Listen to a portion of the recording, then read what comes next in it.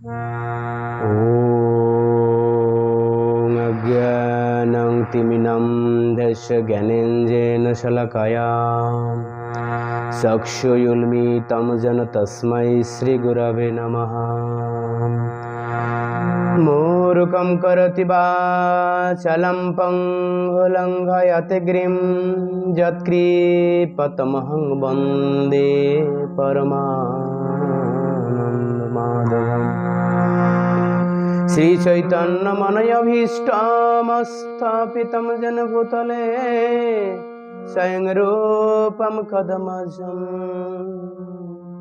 ददाति स्वपदान्तिकम्। हरे कृष्णा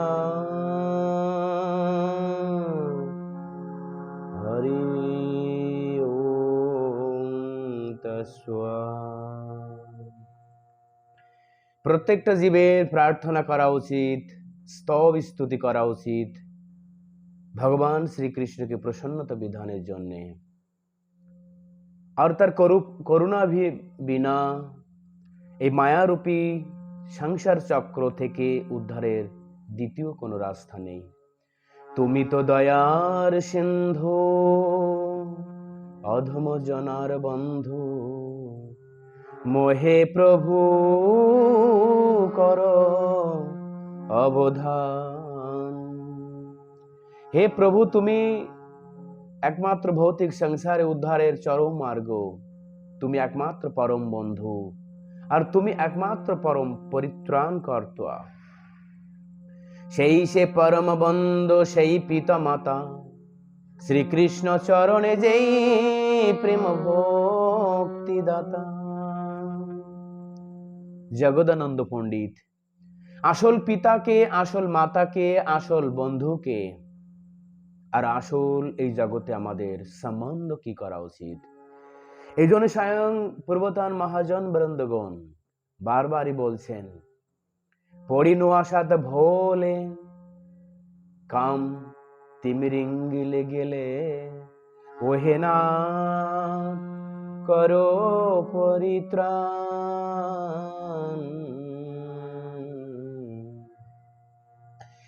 এখানে ভৌতিক সংসারে জীব অনাদি বহির্মুখতার কারণে অনাদি কর্মফল ভোগ করতে আছে।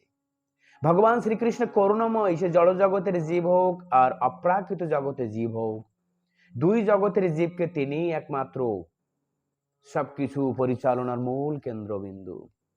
এই জন্য তিনি সমস্ত জীবদেরকে বিশেষভাবে পালন করেন, পোষণ করেন। তিনি একমাত্র সব জীবের আদি এবং মূল কারণ।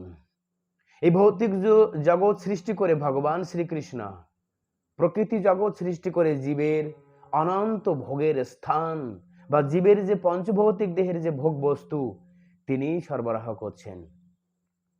কিম তদ ব্রহ্ম কিম আধ্যাত্মম কিম কর্ম পুরুষোত্তম, সবকিছু জানার মূল উদ্দেশ্য তিনি। কিন্তু জীব যদি ভৌতিক সংসারে তার থেকে যদি মুক্ত হওয়ার বাসনা না করে, মরবে সে।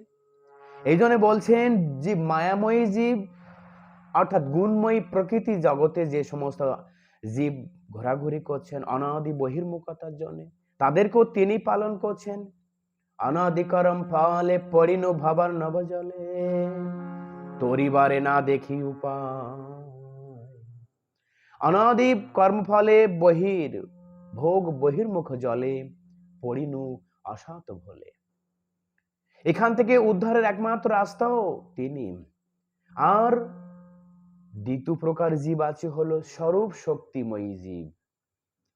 এই জীবের অনাদি অনন্ত কাল ধরে তিনি প্রকৃতি জগতের অতীত অপ্রাকৃত জগতে বা চিন্ময় জগতে তার নিত্য অবস্থান, এবং এই জীব অনাদি কাল ধরে পরম ব্রহ্ম ভগবান শ্রীকৃষ্ণের সঙ্গে নিত্য বিলাসে মগ্ন আছেন।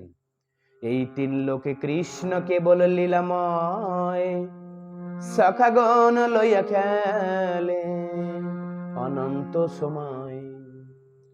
যারা এই জড় জগতের বন্ধন থেকে মুক্ত হয়েছেন তারা অনাদি এবং অনন্ত কাল ধরে পরম ব্রহ্ম ভগবান শ্রীকৃষ্ণের সঙ্গে নিত্য লীলা বিলাসে মগ্ন আছেন। এই জন্য ভগবান শ্রী চৈতন্য মহাপ্রভু যখন সনাতন গোস্বামীকে উপদেশ দিচ্ছেন, এই তো ব্রহ্মাণ্ড ভরি অনন্ত জীবগণ, ৮৪ লক্ষ জনিতে জীব করে ভ্রমণ।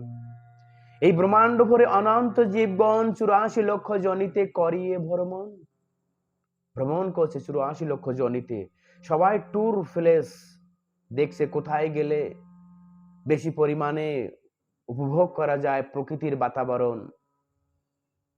আমরা যেমন যে থাকি, বিভিন্ন দিকে যাত্রা করি বিভিন্ন পরিবেশের সেই উপভোগ করার জন্য, ঠিক তদ্রূপ ভাবে যে ভৌতিক সংসারে ব্রহ্মালোক থেকে শুরু করে পাতাললোক পর্যন্ত প্রত্যেকটা প্ল্যানেট তারা পরিভ্রম করছে,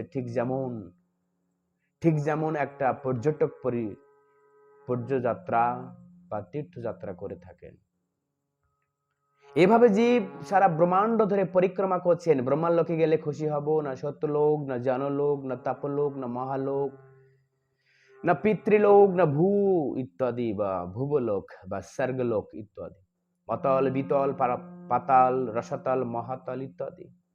এইভাবে উচ্চ গ্রহলোক থেকে মধ্য গ্রহলোক এবং নিম্ন গ্রহলোক, প্রত্যেকটা গ্রহলোকে জীবের পুনঃযাত্রা। এই জন্য শাস্ত্রে পূর্বতন মহাজন বলছে ব্রহ্মাণ্ডে কোনো ভোগ নাই। আব্রহ্মা ভুবন লোক পুনরাবর্তিন অর্জুন। ব্রহ্মালোক থেকে শুরু করে পাতাল লোক পর্যন্ত গুণময়ী বা মায়ার দ্বারা জগৎ রচিত। কোথাও ভোগ সমুদ্র বেশি, কোথাও কম, আবার কোথাও নরক পানিশমেন্টের স্থান, কিন্তু বাস্তব হলো তো জড় জগৎ। এই জন্য ভগবান শ্রীকৃষ্ণ বলছেন, অর্জুন এই জড় জগতের অতীত আরেকটি জগৎ আছে, যেটা এই গুণময়ী মায়ার দ্বারা রচিত নয়, সেটি আমার ত্রিগুণাত্মিকা মায়ার থেকে অনেক উপরে। আর ওটিকে বলা হয় অপ্রাকৃত জগৎ বা আমার নিজস্ব আলয়, বহিরাঙ্গা প্রকৃতি। সেখানে স্থান নেই। এই জন্য তুমি এই জগৎ থেকে উত্তীর্ণ হয়ে আমার ওই জগতের দিকে স্থান অধিকার করো। এই জন্য আমার ভজন সাধন করো। কিন্তু জীব মোহ প্রভু অধম জনার বন্ধু যখন জীব স্বীকার করবেন কৃষ্ণের, এ প্রভু একমাত্র তুমি অধম ব্যক্তিকে উদ্ধার করতে পারো।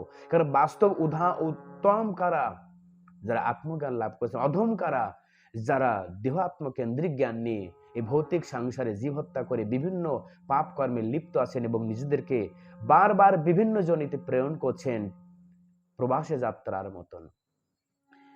এই জন্য নিজ দীন অপকটক নিন্দিত তুচ্ছ সবই ভগবান শ্রীকৃষ্ণের কৃপায় হতে পারে উত্তম। তাই গুণময় মায়া থেকে আমাদের উদ্ধার একমাত্র প্রয়োজন। এই জন্য জীব নিত্যমুক্ত জীব আর নিত্যবদ্ধ জীব। নিত্যবদ্ধ হইতে কৃষ্ণ বহির্মুখ, আর নিত্য মুক্ত কৃষ্ণ উন্মুখ। এই দোষে মায়া তার পিশাচি দণ্ড তারে করে, আত্মা থেকে আদি তাপত্রয় তারে জারি মারে। কাম ক্রোধের দাস হইয়া তার লাথি খায়, ভ্রমিতে ভ্রমিতে যদি সাধুবদ্ধ পায়, তার উপদেশে মন্ত্রে পিশাচি পালায়।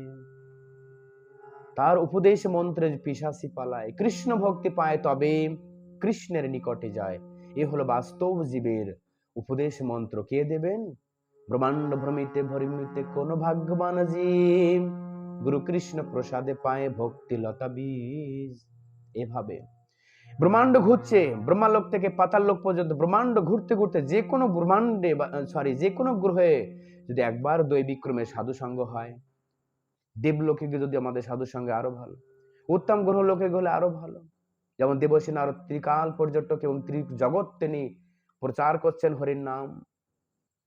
তারক ব্রহ্ম যিনি সবাইকে পালন করেন, যিনি সবাইকে উদ্ধার করেন, এবং কলিযুগের একমাত্র পাবন মন্ত্র হরে কৃষ্ণ মহামন্ত্র সারা পৃথিবীতে জীবকে উদ্ধার করছেন আর ব্রহ্মাণ্ডকে পর্যন্ত শোধন করছেন।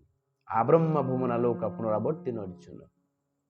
সমস্ত জীবেই তিনি উদ্ধার করছেন। অমেধ্যং কৃমিজাল সংকুলে স্বভাবদুর্গন্ধ বিনিন্দিত অন্তরে, কলেবরে মূত্র পুরুষ ভাবিতেন রমন্তি মূল বিমন্তি পণ্ডিত হাম। যদি কোনো ব্যক্তি এই অমেধ্যা দুর্গন্ধময় মলমূত্রের দ্বারা বেষ্টিত সপ্ত ধাতু দ্বারা নির্মিত এই দেহের প্রতি আসক্তি থাকে, তাহলে তাকে এই জড়জগতে বারবার আসতে হয়। এই জন্য বলছেন বিনিন্দিত অন্তরে, এই দেহ থেকে দেহযাত্রা ঠিক নয়, আত্মযাত্রা করো। কিন্তু কর্মফলে এসে গেছে জীব, তটস্থ শক্তির অংশ জীব, তাই ক্ষুদ্র স্বতন্ত্র অপব্যবহারের ফলে প্রকৃতি জগতে এসেছে। আরেক প্রকার তটস্থ জীব যারা স্বতন্ত্র ব্যবহারটাকে কৃষ্ণের কাজে লাগিয়েছে, তারা নিত্য মুক্ত হয়ে ভগবত ধামে প্রবেশ করেছে। গুণময়ী মায়া থেকে মুক্ত হও, যোগ মায়ার সান্নিধ্যে চলে যাও, আর তটস্থ শক্তিতে নির্ণয় করো তুমি কি করবে, কারণ সবাই তটস্থ শক্তির অংশ। আর ভগবান শ্রীকৃষ্ণের তিন শক্তি বিশেষ ভাবে সমস্ত জগৎকে দেখছেন। অন্তরাঙ্গা শক্তি বা চিৎ শক্তি বা যোগমায়া চিৎ জগৎকেই সম্পূর্ণরূপে পরিপালন করছে। তটস্থ শক্তি ভগবান শ্রীকৃষ্ণের হলো যেটাকে বলা জীব শক্তি। এই তটস্থ শক্তি হলো সমস্ত জীবের জন্মস্থান ভূমি। আর এই যেটা আমরা বসবাস করছি বর্তমান অনন্ত কোটি ব্রহ্মাণ্ডে, এ হলো ভগবান শ্রীকৃষ্ণের বহিরাঙ্গ মায়া শক্তির দ্বারা পরিচালিত। তন্ত্রাঙ্গা শক্তি, তটস্থ শক্তি এবং বহিরাঙ্গ মায়া শক্তি, এই তিন শক্তি ভগবান শ্রীকৃষ্ণের নিত্য প্রিয়া। কিন্তু যে সমস্ত জীব তটস্থ শক্তি থেকে মুক্ত হয়ে বহিরাঙ্গা প্রকৃতি পড়েছে, তাদের অনাদিকাল ধরে সংসার যাত্রা। আর তটস্থ শক্তি জীব অপব্যবহার না করে অন্তরাঙ্গা শক্তির সঙ্গে যুক্ত হয়েছেন, তাই তাদের মুক্তির কারণ হয়ে গেল। এই জন্য বলছেন কলেবরে মূত্র পুরিষি ইয়াতে রমন্তি মূঢ়া বিমণ্ডিত পণ্ডিত।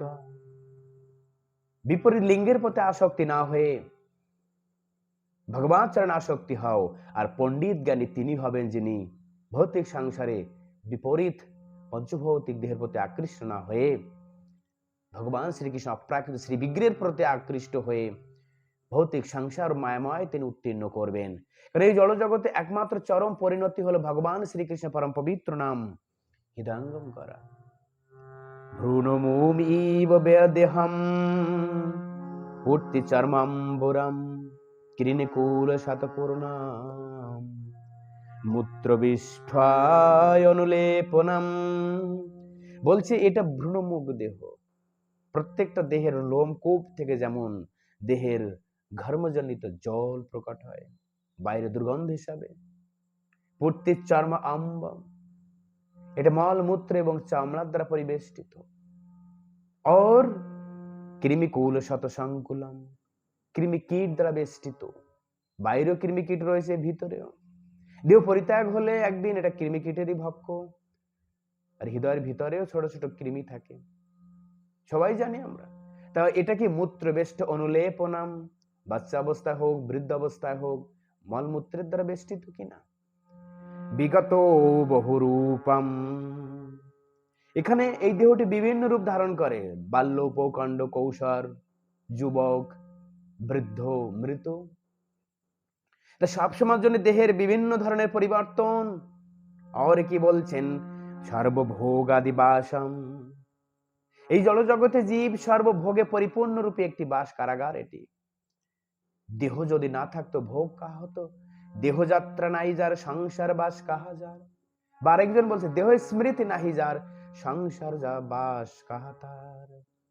তা দেহ স্মৃতি আসে বলে দেহের সঙ্গে ভোগ রূপে যে বাসনা থেকে যায়, এটি ভোগের একটি আয়তন দেহ। এটি ভোগ, যার যেমন ভোগ বাসনা রয়েছে সে তেমন ধরনের আয়তন একটি দেহ পেয়েছে। হাতি হোক, কুমির হোক, ইত্যাদি প্রাণী হোক। এই জন্য বলছেন ধ্রুব মারণের নিমিত্ত, এই দেহটির মৃত্যু নিশ্চিত, ধ্রুব সত্য। ধ্রুব সত্য অর্থ হলো আরেক প্রকার নিত্য। দেহের মৃত্যু নিত্য, এটা অনিত্য নয়। বাস্তবে একদিন এই দেহটি নশ্বর। কিন্তু মোহ প্রসাক্ত, যদি কোনো ব্যক্তি এই দেহরূপ মোহ থেকে মুক্ত হতে পারে, আমি আমার থেকে, তবেই কৃষ্ণের ভজন সম্ভব। এই জন্য বল তথাপি তুমি সে গতি না ছাড়িও প্রাণপতি, আমার সম নাহি অধমা।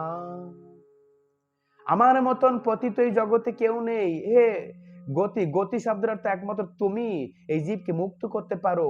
প্রাণপতি মানে তুমি আমার একমাত্র হৃদয়ের প্রাণের থেকে প্রিয়, তুমি আমার। আমার সবকিছুর প্রাণের থেকে, আমার সবকিছুর থেকে তুমি সর্বশ্রেষ্ঠ। আমার দেহ আমার প্রিয় নয়, আমার প্রাণ আমার প্রিয় নয়। হে প্রভু, তুমি আমার যত প্রিয়। এই ভাবার্থ। এই জন্য যে সমস্ত জীব ভৌতিক সংসার থেকে মুক্ত হতে চায়, ভজন করো স্বয়ং গোলকের অধিপতি ভগবান শ্রীকৃষ্ণকে। তবেই একমাত্র মুক্তি, যা পূর্বতন আচার্যের স্মৃতি থেকে আমরা আজ পেলাম। দেহ, আমাদের এই ভোগ আয়তন দেহ থেকে কিভাবে মুক্ত হব। হরে কৃষ্ণ কৃষ্ণ কৃষ্ণ হরে হরে, হরে রাম রাম রাম হরে হরে।